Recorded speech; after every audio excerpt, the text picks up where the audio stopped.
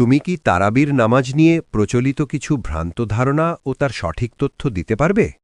অবশ্যই। আমাদের অনেকের মধ্যে তারাবি নামাজ নিয়ে অনেক ভ্রান্ত ধারণা আছে, যেটার সঠিক উত্তর সবার জানা দরকার। তারাবি না পড়লে রোজা হবে না।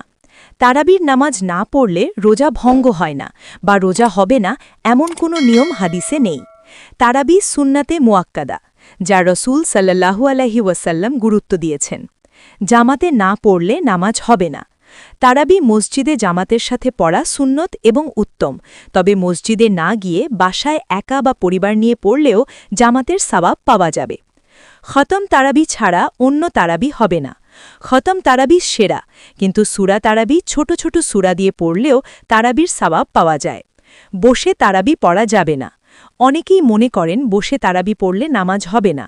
অসুস্থ বা দীর্ঘক্ষণ দাঁড়াতে অসমর্থ ব্যক্তি বসে তারাবি পড়তে পারেন, তবে দাঁড়িয়ে পড়া উত্তম। তারাবি নামাজের কাজা হয়। তারাবির নামাজ ছুটে গেলে তা কাজা করার বিধান নেই।